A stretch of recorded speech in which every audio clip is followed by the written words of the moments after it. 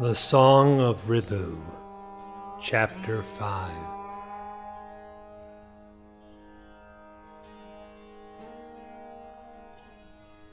All are like the horns of a hare. All are Brahman.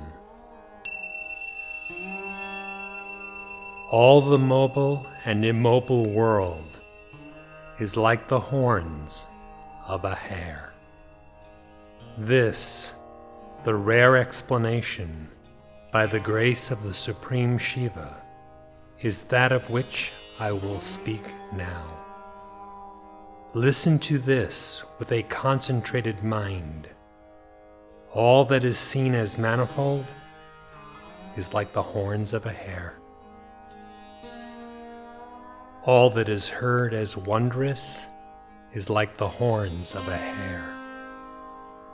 All objects that are seen are like the horns of a hare. The seer, too, is like the horns of a hare. All the five elements spread about, space, wind, fire, water, earth, are like the horns of a hare. All the world that arises by the composite effect of those elements is like the horns of a hare.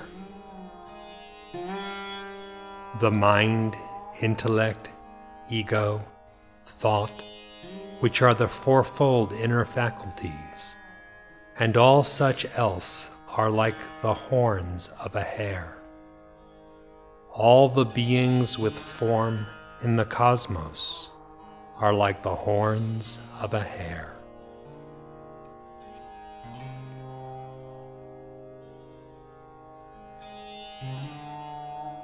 Birth, senility, death, disease, mental and physical, so described, and merit and demerit are like the horns of a hare.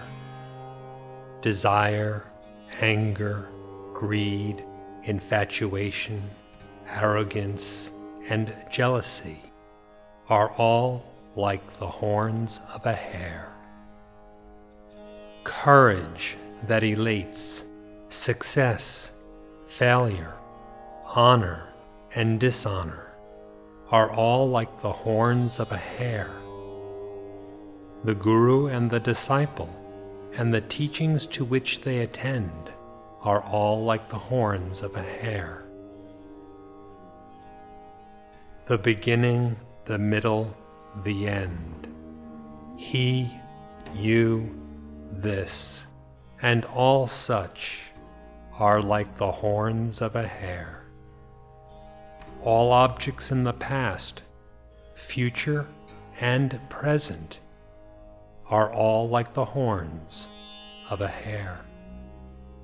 The gross body one loves, the subtle body, and the causal body are all ever like the horns of a hare. Action, achievement, and everything else, all are ever like the horns of a hare. The object of enjoyment, which engenders a sense of possession, and the enjoyer who resorts to enjoying are all like the horns of a hare. Equanimity, rejoicing, inquiry, the company of the good, and all such good qualities are like the horns of a hare.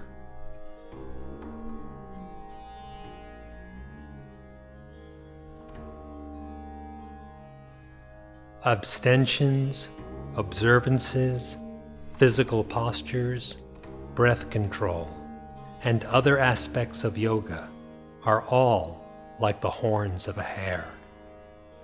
All varieties of goals and their definitions are all like the horns of a hare. The wavering of thought and its not wavering are like the horns of a hare. The four means, such as the defectless discrimination of the real and the unreal, and others, are all like the horns of a hare. All the 24 different tattvas, factors of experience, that are talked about are like the horns of a hare. Both the triad of bodies, physical, subtle, causal, and the triad of states, waking, dream, deep sleep, and the two sets of sense and motor organs, as well as the pentad of elements and the pentad of gods, like Brahma and others, are all like the horns of a hare. The hierarchies of castes and orders of life, their observances, race and lineage are all like the horns of a hare. The inconstant desire for enjoyment, desire for liberation, and their achievement are like the horns of a hare.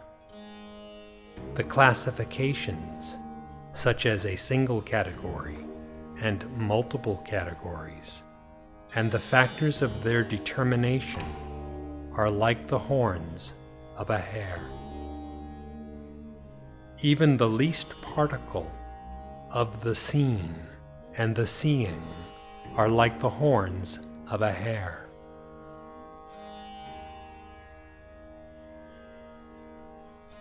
All things that owe their existence to thought are like the horns of a hare. All things that are confirmed severally by the intellect are like the horns of a hare. All things that follow a definition by opposing dyads are like the horns of a hare. All objects perceived by any of the senses at any time are like the horns of a hare.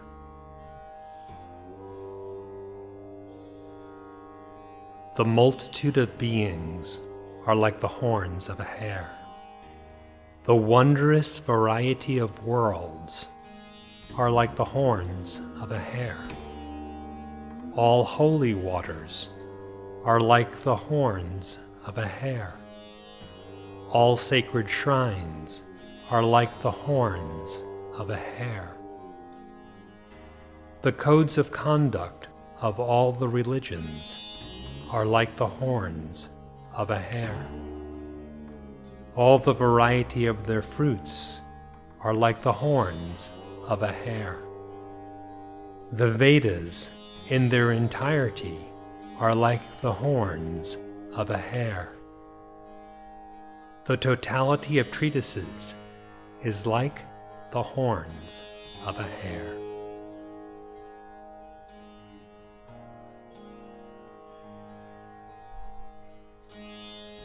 All ignorance is like the horns of a hare. All knowledge is like the horns of a hare. All bondage is like the horns of a hare. All liberation is like the horns of a hare. All time is like the horns of a hare. All action is like the horns of a hare. The understanding of all is like the horns of a hare. The Lord, Ishvara, of all is like the horns of a hare.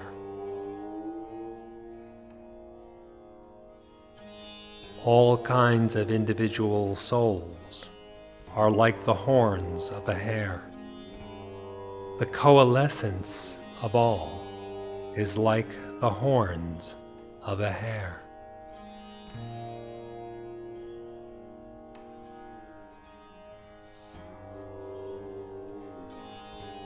All manner of duality is like the horns of a hare.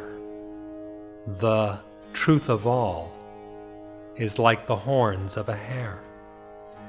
All manner of scriptures are like the horns of a hare.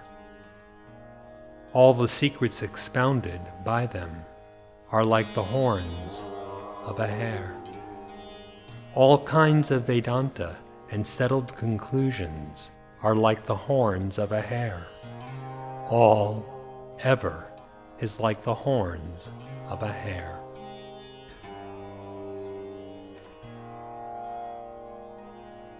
What is to be discarded as defective is like the horns of a hare. What is to be accepted as desirable is like the horns of a hare. What is considered as fulfilling is like the horns of a hare. What is thought of as beneficial is like the horns of a hare. All the objects belonging to others are like the horns of a hare. All the objects that are one's own are like the horns of a hare. The discrimination between the self and the non-self and all such are like the horns of a hare. What is seen as all is like the horns of a hare. What appears as the truth is like the horns of a hare. What is spoken in love is like the horns of a hare. Interestedly listening to it is like the horns of a hare. Teaching affectionately is like the horns of a hare. Brahma creating the world is like the horns of a hare. Hare protecting the world is like the horns of a hare. Hara destroying it is like the horns of a hare.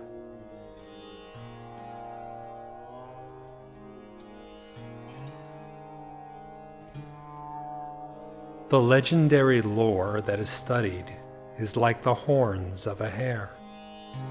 Recollected works and epics are like the horns of a hare. The sanctified Upanishads are like the horns of a hare. The meanings of manifold treatises are like the horns of a hare. The world, individuals, jivas, and the supreme, para, are like the horns of a hare. The samsara, ceaseless cycle of birth and death, is like the horns of a hare. The pure supreme Brahman alone is ever the one magnificent reality, son. Any time and anywhere, the duality that delineates the world, individuals, jivas, and the Supreme is totally false, like the horns of a hare. The perfectly full Supreme Brahman alone is the Absolute Truth, which remains imperishable, untainted, in all the three periods of time. One who listens to and understands this extremely secret truth with no wavering becomes Brahman.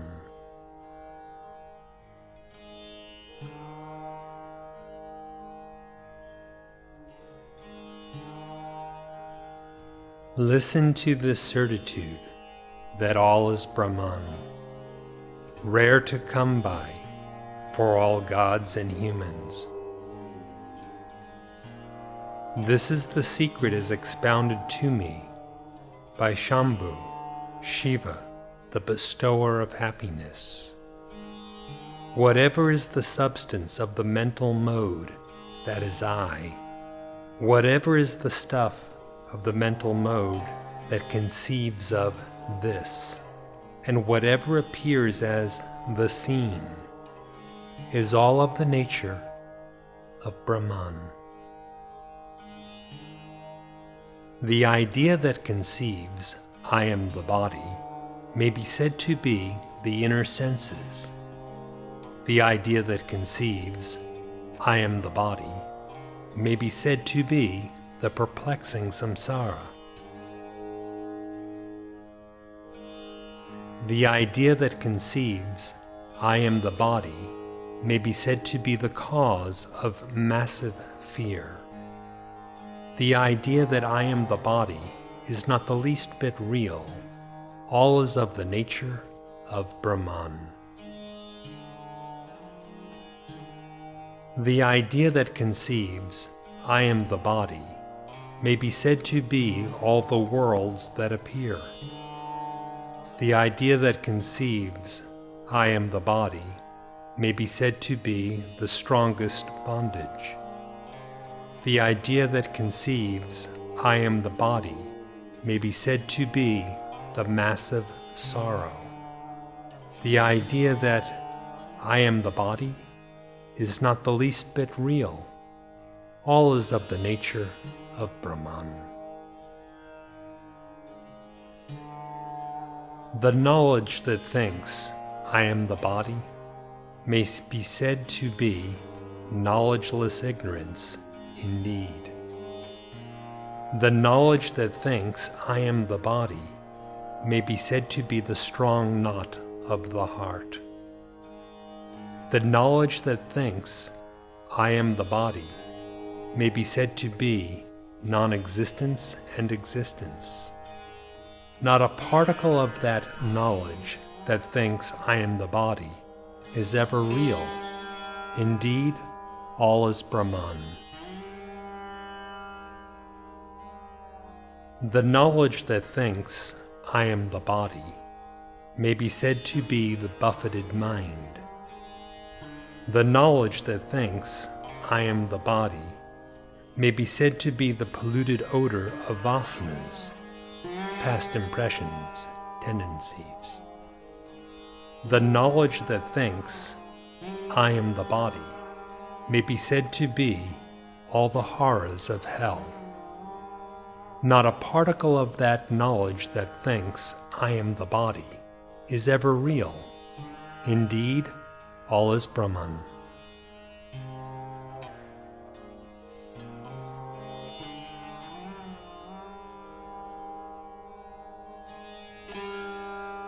The intellect that concludes, I am the body, may be deemed to be the inconstant individual, jiva. The intellect that concludes that I am the body may be deemed to be the delimiting factor. The intellect that concludes, I am the body, may be deemed to be the endless spectrum of sorrows. That intellect which says, I am the body, is not a whit real. Indeed, all that exists is Brahman.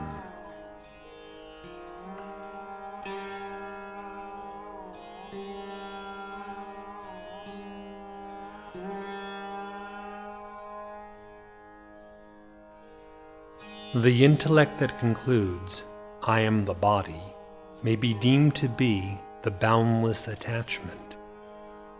The intellect that concludes, I am the body, may be deemed to be birth, senility, and death.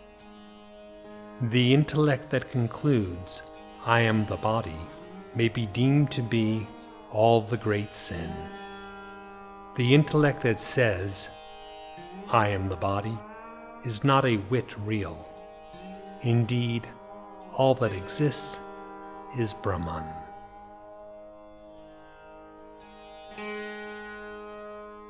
The intellect that concludes, I am the body, may be deemed to be the immeasurable inauspiciousness.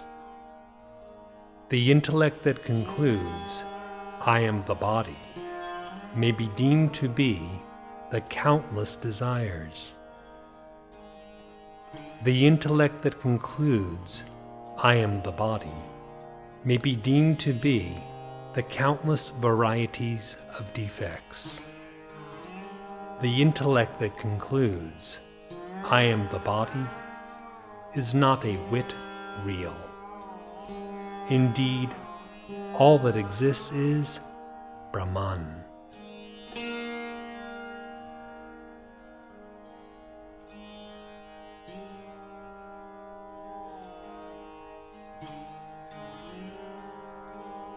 The idea that concludes, I am the body, may be stated to be all the great impurity.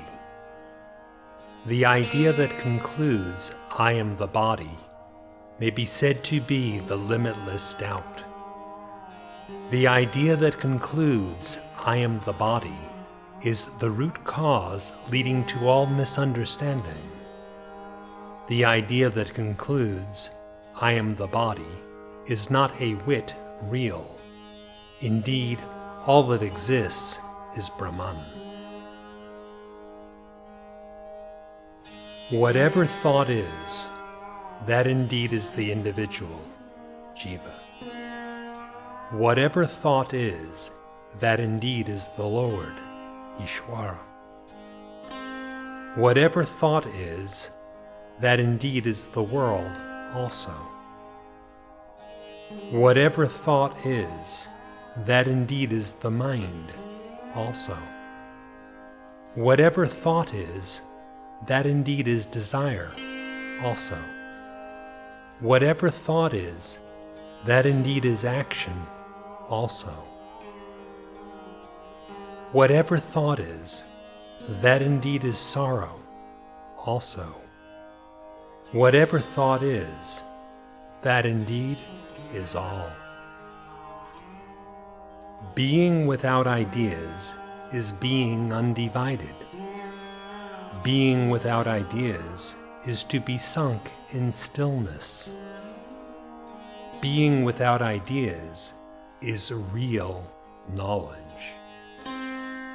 Being without ideas is liberation.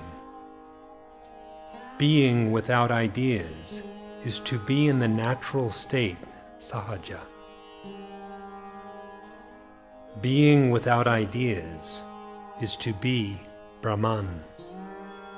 Being without ideas is to be Shiva. Ideas exist not a trace of them. Indeed, all is Brahman. There is not an iota of difference between sankalpa, concept, and idea. Indeed, idea is itself sankalpa. Whatever is sankalpa, that itself is the great delusion. Whatever is sankalpa, that itself is sickness, mental and physical. Whatever is sankalpa, that itself is desire and anger. Whatever is sankalpa, that itself is superimposition. Whatever is sankalpa, that itself is all suffering. Whatever is sankalpa, that itself is all the faults. Whatever is sankalpa, that itself is all the blemishes. Whatever is sankalpa, that itself is time and space. Whatever is sankalpa, that itself is manifold forms. Whatever is sankalpa, that itself is the illusion of the world. Whatever is sankalpa, that itself is of the nature of the individual, jiva. Whatever is sankalpa, that itself is of the nature of the Lord, Ishvara. Whatever is sankalpa, that itself is of the nature of all. Sankalpa alone is the primal ignorance. Sankalpa alone is the numerous differences. Sankalpa alone is all nescience. Sankalpa alone is all pairs of dyads. Sankalpa alone is all action. Sankalpa alone is heaven and hell. Sankalpa alone is all the beings. Sankalpa alone is all the worlds. Sankalpa alone is the body and such. Sankalpa alone is listening and such. Sankalpa alone is the thought of oneself. Sankalpa alone is all else.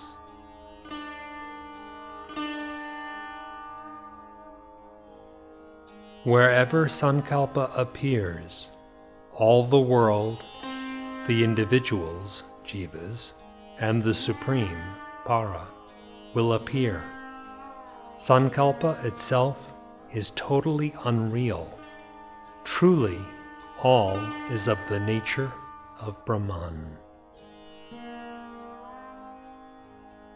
Between the mind and Sankalpa, there is not the least difference. Mind is all the worlds. Mind itself is the greatest enemy. Besides, mind itself is the great transmigration. Mind itself is birth, senility, and death. Mind itself is the great sorrow. Mind itself is the great blemish. Mind itself is time and all such. Mind itself is Sankalpa and Vikalpa. Mind itself is intellect and thought. Mind itself is ego. Indeed, mind itself is all the inner faculties in general. Mind itself is the individual, jiva, and the bondage. Mind itself is the doer and the enjoyer. Mind itself is earth, water, and fire. Mind itself is air and the expansive space. Mind itself is sound and touch.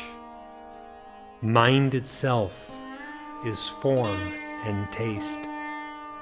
Mind itself appears as smell. Mind itself is the sheath of food. Mind itself is the sheath of vital airs, pranas. Mind itself is the sheath of mind. Mind itself is the sheath of intellectual knowledge. Mind itself is the sheath of bliss. Mind itself is the gross body. Mind itself is the subtle body. Mind itself is the causal body. Mind itself is the waking and dream states. Mind itself is the state of unattached, dreamless sleep. Mind itself is all the jivas, individuals, in the waking state. Mind itself is all the jivas in the dream state. Mind itself is all the jivas in the dreamless sleep state. Mind itself is all the aggregate. Mind itself is all the discrete. Mind itself is the multitude of gods.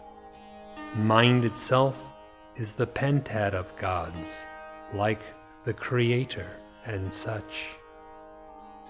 Mind itself is indeed the known object.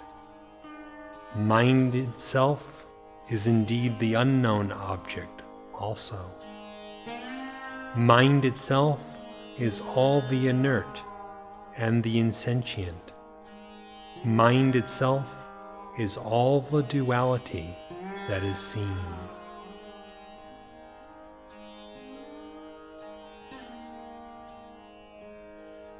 The mind it is that is ever the illusion. Mind is akin to a web of wizardry. The mind it is that is the son of a barren woman. Mind itself is never existent at all. As there is no mind, there is none of Sankalpa and such. As there is no mind, there is no guru or disciple. As there is no mind, there is no world or souls. All that is filled with the mind is of the nature of Brahman.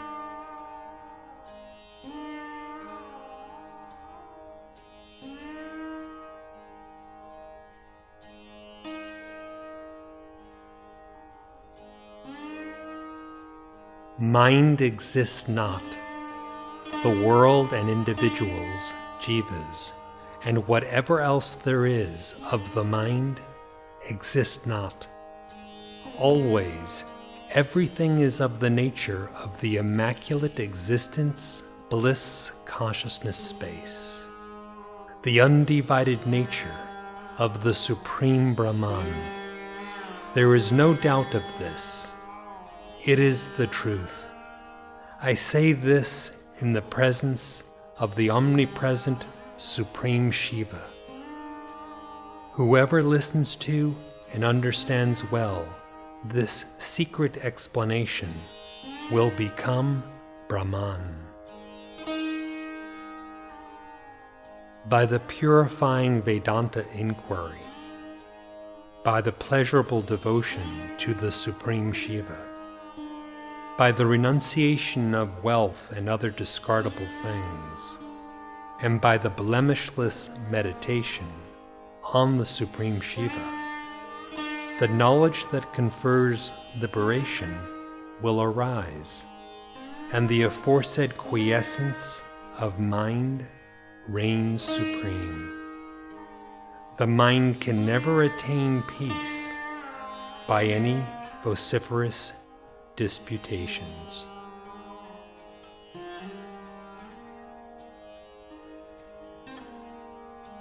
For those who become the seer alone, with nothing to see, and who remain in a state devoid of mental misconceptions, there is no waking, dream, or deep sleep, no death or deliverance, and nothing else. What shall we say of the sublimity of the state of mind, ensconced in the stillness of the solitude of the void? Thus did Ribhu describe the certitude of the absolute truth to Nadaga.